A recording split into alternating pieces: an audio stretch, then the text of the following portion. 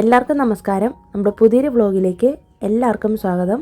എല്ലാവരും സുഖമായിട്ടിരിക്കുമല്ലേ? ഞങ്ങളിവിടെ സുഖമായിട്ടിരിക്കുന്നു. അപ്പോൾ ഇന്നത്തെ നമ്മുടെ വീഡിയോ 2 ദിവസമായിട്ടാണ് എടുത്തിട്ടുള്ളത്. കഴിഞ്ഞ സാറ്റർഡേയും സൺഡേയിലത്തെയാണ് കേട്ടോ. അപ്പോൾ ഞാൻ സാറ്റർഡേയിലത്തെ ഫുൾ ഡേ ഒന്നും എടുത്തിട്ടില്ല. നിങ്ങളോട് കുറച്ച് കാര്യങ്ങൾ ഷെയർ ചെയ്യാനുണ്ടായിരുന്നു കേട്ടോ. അപ്പോൾ അതൊന്ന് പറയാനാണ് ഉദ്ദേശിക്കുന്നത്. അപ്പോൾ 1-2 വീഡിയോസ് ആയിട്ട് ഞാൻ പറയണമെന്ന് വിചാരിക്കുന്ന കാര്യമാണ്. നമ്മൾ മറ്റുള്ള കാര്യങ്ങൾ സംസാരിക്കുന്നതിനിടയിൽ അത് വിട്ടു പോകുന്നതാണ് കേട്ടോ. ഈ മുട്ട ഉണ്ടല്ലോ, മുട്ട ഇതുപോലെ ഞാനൊരിക്കൽ കഴുകിയിട്ട് ഫ്രിഡ്ജിൽ വെക്കുന്ന കാര്യം പറഞ്ഞപ്പോൾ എനിക്കൊരു കുട്ടി കമൻറ്റ് ഇട്ടിരുന്നതാണ്, ഇതുപോലെ കഴുകിയിട്ട് വെക്കാൻ പാടില്ല, കഴുകിയിട്ട് മുട്ട ഫ്രിഡ്ജിൽ വെക്കുന്ന സമയത്ത് കേടായി പോകത്രേ. അപ്പോൾ അതിൻ്റെ റീസൺ എന്താണെന്ന് ആ കുട്ടിക്ക് അറിയില്ല എന്ന് പറഞ്ഞായിരുന്നു. അപ്പോൾ ഞാനും ആദ്യമായിട്ടാണ് അങ്ങനെ ഒരു സംഭവം കേൾക്കുന്നത്. അപ്പോൾ എന്താണ് അതിൻ്റെ റീസൺ എന്ന് എനിക്കും അറിയത്തില്ലായിരുന്നു. അപ്പോൾ ഞാൻ എന്തായാലും അത് ആ ഒരു കമൻറ്റ് വന്നതിന് ശേഷം കഴുകാതെയാണ് മുട്ട ഡയറക്റ്റായിട്ടാണ് ഇങ്ങനെ ഫ്രിഡ്ജിലേക്ക് വെക്കുന്നത്. അപ്പോൾ എന്നോട് കഴിഞ്ഞ ദിവസം നീതുവാണ് ഇങ്ങനെ പറഞ്ഞത്. ഞാൻ കഴിഞ്ഞ ദിവസത്തെ ക്ലീനിങ് വീഡിയോയിൽ ഇതുപോലെ ഫ്രിഡ്ജിൻ്റെ സൈഡിൽ മുട്ട വയ്ക്കുന്ന ട്രേ ഉണ്ടല്ലോ, അതിൽ വെച്ചേക്കുന്നത് കണ്ടിട്ടാണ് പറഞ്ഞതുപോലെ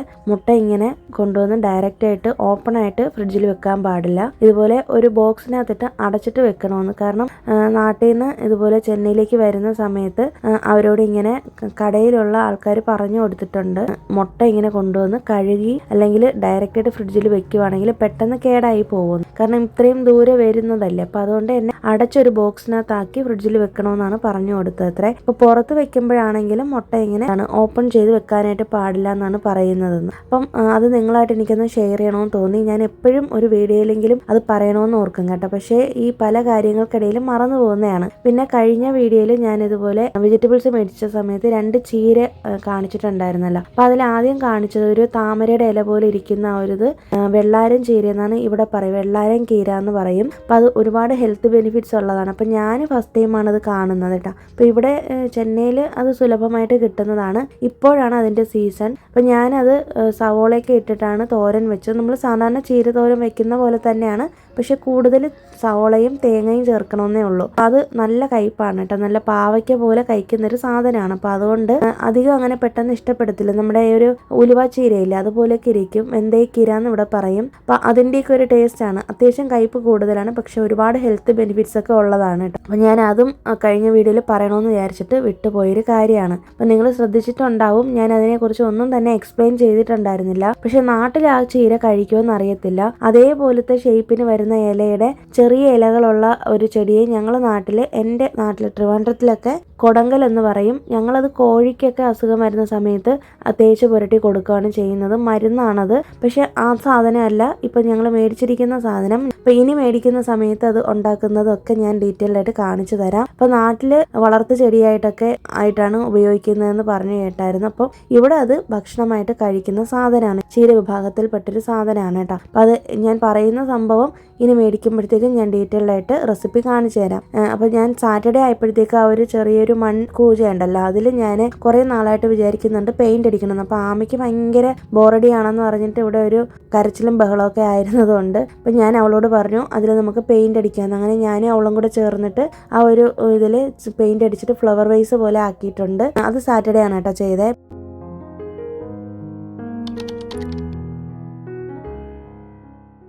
പിന്നെ അത് കഴിഞ്ഞിട്ട് സൺഡേ രാവിലെ തന്നെ വീഡിയോ എടുക്കാനായിട്ട് സ്റ്റാർട്ട് ചെയ്തപ്പോൾ രാവിലെ നോക്കിയപ്പോഴത്തേക്കും നല്ല മഴയാണ്, നല്ല ക്ലൈമറ്റ് ആയിരുന്നു കേട്ടോ. ഇത് കഴിഞ്ഞ വീക്കിലെ കാര്യങ്ങളാണ് ഈ കാണിക്കുന്നത്.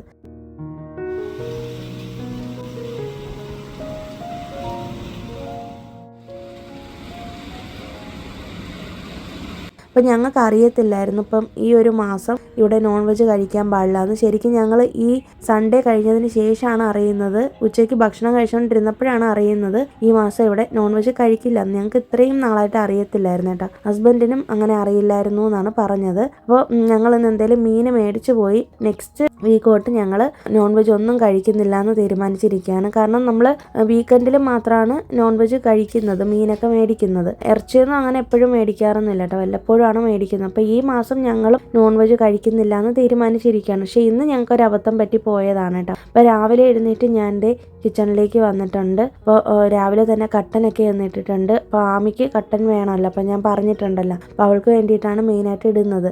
പിന്നെ കഴിഞ്ഞ ദിവസം ഇതുപോലെ വാട്ടർ മെലണൊക്കെ മേടിച്ചു വെച്ചായിരുന്നു കേട്ടോ. അപ്പോൾ അതൊക്കെ ഒന്ന് എടുത്ത് കട്ട് ചെയ്ത് എടുക്കണം. അപ്പോൾ കുറച്ച് കട്ട് ചെയ്ത് ഞങ്ങൾ കഴിച്ചിട്ട് ബാക്കിയുള്ളത് വെച്ചേക്കുന്നതാണ്. അപ്പോൾ രാവിലെ ഞാൻ ദോശയാണ് ഉണ്ടാക്കുന്നത്. ദോശയ്ക്ക് വേണ്ടിയിട്ട് ഒരു കറി വെക്കുന്നുണ്ട്. അപ്പോൾ അത് ഞങ്ങൾ ട്രിവാൻഡ്രത്തിൽ സ്പെഷ്യലായിട്ടുള്ളൊരു കറിയാണ്. നിങ്ങൾ തിരുവനന്തപുരത്തുള്ളവർക്ക് അറിയാമായിരിക്കും, തട്ടുകടയിലൊക്കെ പോകുമ്പോൾ കിട്ടുന്ന കറിയാണ്. മല്ലിക്കറി എന്ന് പറയും. നാട്ടിൽ ആയിരുന്നപ്പോഴത്തേക്കും എൻ്റെ അമ്മ ഇടയ്ക്കിടയ്ക്ക് ഈ കറി ഉണ്ടാക്കി തരും കേട്ടോ. നല്ല ടേസ്റ്റാണ്. ഇപ്പം നമുക്ക് ദോശയ്ക്കൊപ്പം പ്രത്യേകിച്ച് കറിയൊന്നും കഴിക്കാനില്ലാതെ വിഷമിച്ചിരിക്കുകയാണ്, അല്ലെങ്കിൽ ചമ്മന്തിക്ക് അരയ്ക്കാൻ തേങ്ങ ഇല്ലാതിരിക്കുന്ന സമയത്തൊക്കെ ആണെങ്കിൽ നമുക്ക് വേണമെന്നുണ്ടെങ്കിൽ ഈ ഒരു കറി ഉണ്ടാക്കാം. അപ്പോൾ അതിന് വേണ്ടിയിട്ട് ചെറിയ ഉള്ളി കുറച്ചധികം തന്നെ കട്ട് ചെയ്ത് എടുത്തിട്ടുണ്ട്. അപ്പോൾ ഇതിനിടയിൽ ഇതേ ആമിക്ക് എക്സാം നടക്കുന്ന സമയമായിരുന്നു ഇത്. അപ്പോൾ അവൾക്ക് റിവിഷൻ ചെയ്യാൻ വേണ്ടിയിട്ട് ഞാൻ ഓരോ ക്വസ്റ്റ്യനായിട്ട് ഇട്ട് കൊടുക്കും. അവൾ എഴുതിയിട്ട് കൊണ്ടുവരും. അപ്പോൾ ഞാനിങ്ങനെ കറക്റ്റ് ചെയ്ത് കൊടുക്കും. അപ്പോൾ അങ്ങനെ നടന്നുകൊണ്ടിരിക്കുകയാണ് ഇടയിൽ കൂടി. അപ്പോൾ അവൾക്ക് മൺഡേ തമിഴ് എക്സാമാണ് കേട്ടോ. അപ്പോൾ ട്യൂഷന് വിടുന്നുണ്ട് തമിഴിന് വേണ്ടിയിട്ട്. പക്ഷെ എന്നാലും ഞാൻ അവളെ പഠിപ്പിച്ച് കൊടുക്കാറുണ്ട്. അങ്ങനെ ദേ അവളെ റിവിഷൻ ചെയ്ത് കഴിഞ്ഞു. പിന്നെ ഞാൻ ദേ വന്നിട്ട് കറി ഉണ്ടാക്കുകയാണ്. അപ്പോൾ ഈ ഒരു അയൺ പാത്രത്തിലാണ് ചെയ്യുന്നത്. കടുകൊന്ന് താളിച്ച് കുറച്ചധികം തന്നെ ചുവന്ന ഉള്ളി ഉണ്ടല്ലോ, ചെറിയ ഉള്ളി, അതിട്ടാലാണ് ടേസ്റ്റ് കിട്ടുന്നത്. അതൊന്ന് മൂപ്പിച്ചെടുക്കാം. കറിവേപ്പിലയും കടുകും താളിച്ച് വറ്റൽ മുളകുണ്ടെങ്കിൽ അതും കൂടെ ഇട്ടിട്ട് മൂപ്പിച്ചെടുക്കാം. പിന്നെ ഇത് മല്ലിക്കറി ആയതുകൊണ്ട് തന്നെ കുറച്ച് കൂടുതൽ മല്ലിപ്പൊടി എടുത്തിട്ടുണ്ട്. ഞാനൊരു ഏകദേശം 2 ടേബിൾ സ്പൂണോളം മല്ലിപ്പൊടി എടുത്തു. 1 ടേബിൾ സ്പൂൺ മാത്രം മുളക് പൊടി മതിയെ. കാരണം മല്ലിപ്പൊടിയുടെ അളവാണ് കൂടുതൽ നിൽക്കേണ്ടത്. മുളക് പൊടി കുറച്ച് നിന്നാൽ മതി. കാരണം എരിവ് അധികം വേണ്ട ഈ ഒരു കറിക്ക്. എന്നിട്ട് കുറച്ച് കായപ്പൊടിയും കൂടെ ചേർത്ത് കൊടുത്തിട്ട് നല്ലപോലെ ഇതിൻ്റെ പച്ചമണം പോകുന്ന വരെ ഒന്ന് ഇളക്കി യോജിപ്പിക്കുക. പച്ചമണം പോയതിന് ശേഷം ഇതിലേക്ക് ചെറു ചൂടുള്ള വെള്ളം ഒഴിച്ചു കൊടുക്കുന്നുണ്ട്. അപ്പോൾ വെള്ളം ചേർക്കുന്നത് എത്ര പേർക്ക് വേണം, എത്ര കൺസിസ്റ്റൻസി വേണമെന്നനുസരിച്ച് ഒഴിച്ചു കൊടുത്താൽ മതി. വെള്ളം ചേർത്ത് കൊടുത്തിട്ടുണ്ട്, കാരണം നമ്മൾ 3 പേർക്ക് കഴിക്കണമല്ലോ. അത് കഴിഞ്ഞിട്ട് നല്ലോണം ഇത് തിളപ്പിച്ചതിന് ശേഷം ഇനിയാണ് ഇതിലേക്ക് മെയിൻ ഇൻഗ്രീഡിയൻറ്റ് ചേർക്കുന്നത്. അതായത് ദോശ മാവാണ് ഒഴിക്കുന്നത്. ഈ ഒരു കറിക്ക് കട്ടി കിട്ടാൻ വേണ്ടിയിട്ടാണ് കേട്ടോ ഇങ്ങനെ ചെയ്യുന്നത്. അപ്പോൾ ഈ ദോശമാവ് നമ്മൾ ലോ ഫ്ലെയിമിൽ ഇട്ടിട്ട് ഇത് ചേർത്ത് കൊടുത്തിട്ട് പെട്ടെന്ന് തന്നെ സ്പൂൺ കൊണ്ട് ഇളക്കി കൊടുത്തുകൊണ്ടേയിരിക്കണം. ഇല്ലാന്നുണ്ടെങ്കിൽ അടിക്ക് പിടിച്ച് കട്ടി പിടിച്ചിട്ട് മാവെല്ലാം കൂടി വെന്ത് പോകും. അപ്പോൾ ഇതിങ്ങനെ വെന്ത് പോകാനായിട്ട് പാടില്ല. ഇതിങ്ങനെ പെട്ടെന്ന് വെള്ളത്തിലിട്ട് ഇങ്ങനെ ഇളക്കി ലൂസാക്കി ഒരു കുഴമ്പ് പോലത്തെ ഒരു പരുവത്തിനാക്കി എടുക്കുക. ഒരു 2-3 മിനിറ്റ് ഇങ്ങനെ ഒന്ന് ഇളക്കി കൊടുത്തുകൊണ്ടിരുന്നാൽ മതി. എന്നിട്ട് പെട്ടെന്ന് തന്നെ ഫ്ലെയിം ഓഫ് ചെയ്ത് നമ്മൾ വാങ്ങി വയ്ക്കുകയാണ് ചെയ്യേണ്ടത് കേട്ടോ. അപ്പോൾ ഇനി അത് കറി അവിടെ സെറ്റ് ആയിക്കോളും. അപ്പോൾ ഇങ്ങനെയാണ് ഈ കറി ചെയ്യുന്നത്. അപ്പോൾ ദോശയ്ക്ക് നല്ല ബെസ്റ്റ് കോമ്പിനേഷനാണ്. ഇഡ്ഡലിക്ക് അങ്ങനെ ഞങ്ങൾ ചെയ്യാറില്ല, ദോശയ്ക്കാണ് ഈ മല്ലിക്കറി ഉണ്ടാക്കുന്നത് കേട്ടോ. അപ്പോൾ നിങ്ങൾ ആരും ചെയ്തിട്ടില്ലെങ്കിൽ തീർച്ചയായിട്ടും ട്രൈ ചെയ്ത് നോക്കണം. അപ്പോൾ ചമ്മന്തി ഒന്നും ഇല്ലാതിരിക്കുന്ന സമയത്ത് നമുക്ക് പെട്ടെന്ന് കറി ഉണ്ടാക്കാനൊന്നും ഇല്ലെങ്കിൽ ഈ കറി ട്രൈ ചെയ്യാൻ കേട്ടോ. നിങ്ങൾ സവാള എടുക്കണ്ട, ചെറിയ ഉള്ളിയാണ് ഇതിന് ടേസ്റ്റ് കിട്ടുന്നത്. സവാള ഇട്ട് ചെയ്യുമ്പോഴത്തേക്കും ആ ഒരു ടേസ്റ്റ് വരത്തില്ല. പിന്നെ അതുപോലെ തന്നെ വെളിച്ചെണ്ണയിൽ കടുക് താളിക്കുമ്പോഴാണ് കേട്ടോ ആ ഒരു കറക്റ്റ് ടേസ്റ്റ് വരുന്നത്. പിന്നെ മാവ് ഒരുപാട് പുളിച്ച മാവായിരിക്കരുത്, പുളിപ്പൊന്നും ഇല്ലാത്ത നല്ല മാവായിരിക്കണം, അത് മാത്രം ശ്രദ്ധിച്ചാൽ മതി. പിന്നെ ഞാൻ ഇതിനിടയിൽ തന്നെ ദോശയൊക്കെ ഒന്ന് ചുട്ടെടുക്കുന്നുണ്ട്.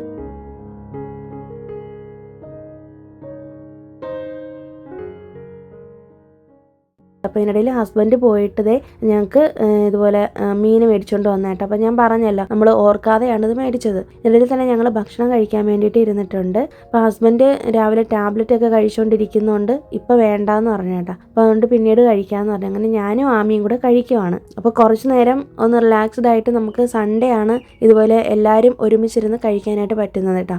കാരണം ആമി രാവിലെ സ്കൂളിൽ പോകുമ്പോഴത്തേക്കും അവൾക്ക് കൊടുത്ത് കഴിഞ്ഞിട്ട് പിന്നീടാണ് ഞങ്ങൾ കഴിക്കുകയുള്ളൂ.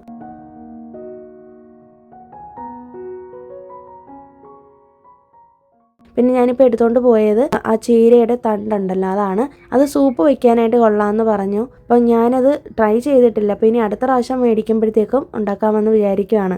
പിന്നെ പാത്രങ്ങളൊക്കെ കഴുകി വെച്ചിട്ടുണ്ട്. പിന്നെ ഞാൻ ഇന്ന് ഉള്ള സമയത്തിന് വന്നിട്ട് കിച്ചണിലിരിക്കുന്ന പാൻട്രി ഷെൽഫ് ഒന്ന് ക്ലീൻ ചെയ്യാമെന്ന് കരുതി. കാരണം ഇത് ഞാൻ അങ്ങനെ സൺഡേ ക്ലീൻ ചെയ്യാറില്ല.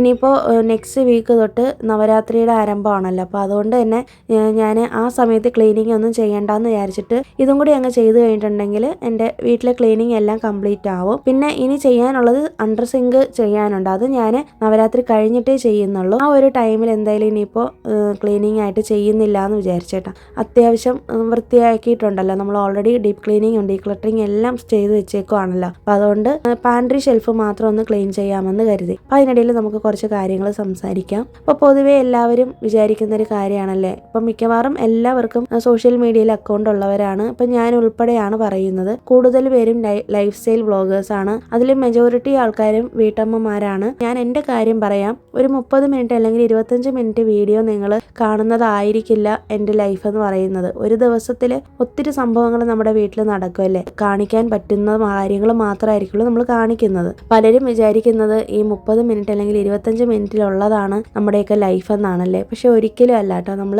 ഒരുപാട് സ്ട്രഗിൾസിലൂടെയും കാര്യങ്ങളിലൂടെ ഒക്കെയാണ് കടന്നു പോകുന്നത്. ചിലപ്പോൾ ചില ദിവസങ്ങളിൽ എനിക്ക് വീഡിയോ എടുക്കാനായിട്ട് തോന്നത്തില്ല. ചില സമയത്ത് നല്ല ഇഷ്ടമാണ്, ഭയങ്കര ഇൻട്രസ്റ്റോട് കൂടിയായിരിക്കുള്ളൂ വീഡിയോ എടുക്കുന്നത്. ചില ദിവസങ്ങളിൽ ഞാൻ ഒന്നും ചെയ്യാതെ അങ്ങ് മിണ്ടാതെ സൈലൻ്റ് ആയിട്ടിരിക്കും. എനിക്ക് വേണ്ടിയിട്ട് ഒരു റെസ്റ്റ് ഡേ ഒക്കെ ഞാൻ അങ്ങ് തീരുമാനിക്കും കേട്ടോ. അത് വീക്കിലി 2 ദിവസം ഞാൻ അങ്ങനെ എടുക്കാറുണ്ട്. പിന്നെ നമുക്ക് എന്തെങ്കിലും അസ്വസ്ഥതകളോ വയ്യായികയൊക്കെ വരുന്ന സമയത്തൊന്നും നമുക്ക് വീഡിയോസ് എടുക്കാനോ അല്ലെങ്കിൽ വോയിസ് കൊടുക്കാനോ ഒന്നും തോന്നത്തില്ല. എനിക്ക് തോന്നുന്നത് മറ്റുള്ള ക്രിയേറ്റേഴ്സിനേക്കാളും കുറച്ച് കൂടുതൽ ടഫായിട്ട് വരുന്നത് ഈ വീട്ടമ്മമാർക്കായിരിക്കും. കാരണം വീട്ടിലെ സകല ജോലിയും ചെയ്യണം, എല്ലാ ഉത്തരവാദിത്തങ്ങളും കൃത്യമായിട്ട് ചെയ്യണം. അതിനോടൊപ്പമാണ് നമ്മൾ ഈ ഒരു വീഡിയോസും കൂടെ എടുക്കുന്നത് അല്ലേ. എൻ്റെ കാര്യമാണ് ഞാൻ പറയുന്നത്. ഞാനെന്നല്ല, എന്നെപ്പോലെ എല്ലാവരും ഒരുപാട് എഫേർട്ടാണ് ഇടുന്നതല്ലേ. ഒത്തിരി നമ്മൾ എഫേർട്ട് ഇട്ടിട്ടാണ് ഒരു വീഡിയോയുടെ ഔട്ട് നിങ്ങളിലേക്ക് എത്തുന്നത്. ഞാനിപ്പോൾ എടുക്കുന്ന ഓരോ വീഡിയോയും ഒരു 2-3 മണിക്കൂറായിരിക്കും. അപ്പോൾ അത് ഇങ്ങനെ വെട്ടിച്ചുരുക്കി ആവശ്യമുള്ളത് മാത്രം കാണിച്ച് അതിൽ പിന്നെ എഡിറ്റിംഗ് ചെയ്ത് ചുരുക്കി മാക്സിമം ഒരു 15 മിനിറ്റിൽ കൊണ്ടെത്തിക്കാനായിട്ട് ശ്രമിക്കുമെങ്കിലും പല വീഡിയോസും 20-30 മിനിറ്റിലേക്ക് അങ്ങ് ആയി പോകുന്നതാണ് കേട്ടോ. കാരണം ഒരു വീഡിയോയിൽ പറയാൻ പറ്റുന്ന മാക്സിമം കാര്യങ്ങൾ ഞാൻ പറയാൻ ശ്രമിക്കുന്നുണ്ട്. അപ്പോൾ അത് ഇങ്ങനെ പറഞ്ഞു വരുമ്പോഴത്തേക്കും അതിൻ്റെ ലെങ്ത് അങ്ങോട്ട് കൂടി പോകും. ഞാൻ എപ്പോഴും ചിന്തിക്കുന്നത് ഇങ്ങനെയാണ്. നിങ്ങൾ ചിലപ്പോൾ ഏത് മാനസികാവസ്ഥയിലാണ് നമ്മുടെ വീഡിയോസ് കാണുന്നതെന്ന് അറിയത്തില്ല. ചിലപ്പോൾ ഭയങ്കര വിഷമത്തിലായിരിക്കാം, ചിലപ്പോൾ എന്തെങ്കിലും ഫ്രീ ആയിരിക്കുന്ന സമയത്തായിരിക്കാം, ചിലപ്പോൾ ജോലികൾക്കിടയിലായിരിക്കാം കാണുന്നത്. അപ്പോൾ എൻ്റെ വീഡിയോ കാണുന്നവരെ ഒരിക്കലും സ്ട്രെസ്ഫുൾ ആയിട്ടുള്ള കാര്യങ്ങൾ ഞാൻ നിങ്ങളിലേക്ക് എത്തിച്ച് നിങ്ങളും കൂടി സ്ട്രെസ്ഡ് ആവരുതെന്ന് ആഗ്രഹിക്കുന്ന ഒരാളാണ് കേട്ടോ. കാരണം നമ്മളെല്ലാവരും പല അവസ്ഥകളിലൂടെ കടന്നു പോകുന്നവരാണ്. അപ്പോൾ നിങ്ങളൊന്ന് റിലാക്സ്ഡ് ആവാൻ വേണ്ടിയിട്ടായിരിക്കും എൻ്റെ വീഡിയോ കാണുന്നത്. അപ്പോൾ നിങ്ങൾ നിങ്ങളുടെ വിലപ്പെട്ട സമയം കളഞ്ഞിട്ട് വന്നിരുന്ന് എൻ്റെ വീഡിയോ കാണുമ്പോൾ ഞാൻ അതിൽ നിങ്ങൾക്ക് എന്തെങ്കിലും ഒരു കാര്യം യൂസ്ഫുൾ ആയിട്ട് ഷെയർ ചെയ്യണമെന്ന് ചിന്തിക്കുന്ന ഒരാളാണ് കേട്ടോ. അപ്പോൾ അതുകൊണ്ടാണ് പല വീഡിയോസും ഇപ്പോൾ റീസെൻ്റ് ആയിട്ടാണെങ്കിൽ പോലും ഞാൻ ഒരുപാട് കാര്യങ്ങൾ റിസർച്ച് ചെയ്ത് അതിനെക്കുറിച്ച് പഠിച്ചിട്ടൊക്കെയാണ് ഞാൻ ചെയ്യുന്നത് കേട്ടോ. ചിലപ്പോൾ പുതിയ മെത്തേഡുകളായിരിക്കും. ഇപ്പോൾ കോൺമാരി മെത്തേഡൊക്കെ ഞാൻ ആദ്യമായിട്ട് കേട്ട സമയത്തൊക്കെ ഞാൻ അതിനെക്കുറിച്ച് ഒരുപാട് പഠിച്ചിട്ടൊക്കെയാണ് ചെയ്തത്. ഒരു നോട്ട്ബുക്കിൽ എഴുതി വെച്ചു. പിന്നെ അതിനെക്കുറിച്ച് ഒരുപാട് ഞാൻ പ്രിപ്പയർ ചെയ്യുന്നതൊക്കെ എൻ്റെ ഹസ്ബൻഡ് കണ്ട കാര്യമാണ്. അപ്പോൾ പുള്ളി എന്നോട് എപ്പോഴും പറയും, ഇത്രയും ഡെഡിക്കേഷനോടെ ചെയ്യുന്നതിന്, ഹാർഡ് വർക്ക് ചെയ്യുന്നതിന് ഒരു റിസൾട്ട് കിട്ടും എന്നൊക്കെ. അപ്പോൾ നമ്മൾ ഏത് ജോലി ചെയ്താലും അതിൽ 100% നമ്മൾ കൊടുക്കണം എന്നുള്ളതാണ് എൻ്റെ ഒരു പോളിസി. അപ്പം ഞാൻ മാക്സിമം അതിന് വേണ്ടിയിട്ട് വർക്ക് ചെയ്യുന്ന ഒരാളാണ്. അപ്പം ഞാൻ പറഞ്ഞു വന്നത്, അപ്പോൾ നമ്മൾ ഇത്രയും ഇതായിട്ട് വീഡിയോ ചെയ്യുന്ന സമയത്ത് നമുക്ക് മറ്റുള്ളവരിൽ നിന്നൊരു അപ്രീസിയേഷൻ കിട്ടാനായിട്ട് ഒരുപാട് ആഗ്രഹിക്കുന്നവരാണല്ലേ നമ്മൾ മനുഷ്യരെല്ലാവരും. ദൈവം സഹായിച്ച് ഞാൻ ചെയ്യുന്ന ഓരോ വീഡിയോയ്ക്കും എനിക്ക് നല്ല കമൻസാണ് വരുന്നത്.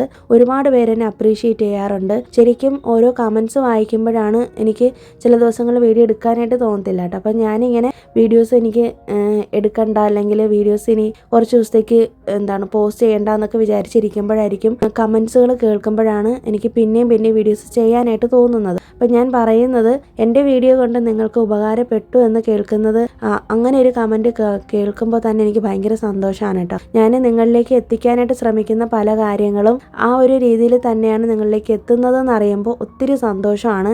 ചില കാര്യങ്ങൾ പറയാൻ ഉദ്ദേശിക്കുന്നത് ആ ഒരു രീതിയിലായിരിക്കില്ല മറ്റുള്ളവരെടുക്കുന്നത്. അപ്പോൾ നിങ്ങളിലേക്ക് അത് കൃത്യമായ രീതിയിൽ എത്തുന്നുണ്ടെന്ന് അറിഞ്ഞതിൽ ഒത്തിരി സന്തോഷമുണ്ട്. അപ്പോൾ ഞാൻ 2 രീതിയിൽ ചിന്തിക്കാറുണ്ട്. ഒരു ക്രിയേറ്ററായിട്ടും ചിന്തിക്കാറുണ്ട്. അതുപോലെ എൻ്റെ വീഡിയോ ഞാൻ തന്നെ ഒരു പ്രേക്ഷകയായിട്ട് കാണുമ്പോൾ എന്തൊക്കെയാണ് അതിൽ നിന്ന് എക്സ്പെക്റ്റ് ചെയ്യുന്നതെന്ന് 2 രീതിയിലും ഞാൻ ചിന്തിച്ചിട്ടാണ് കേട്ടോ വീഡിയോ ചെയ്യുന്നത്. അതിൽ ഒരുപാട് മിസ്റ്റേക്കുകളും ഒരുപാട് കുറവുകളും ഒക്കെ വരുന്നുണ്ട്. അപ്പോൾ അതൊക്കെ നിങ്ങൾ എന്നെ പറഞ്ഞ് തിരുത്തി ഞാൻ ഡേ ബൈ ഡേ ഇമ്പ്രൂവ് ചെയ്തുകൊണ്ടിരിക്കുന്നത് നിങ്ങളുടെ ഒരു സപ്പോർട്ട് കൊണ്ട് മാത്രമാണ്.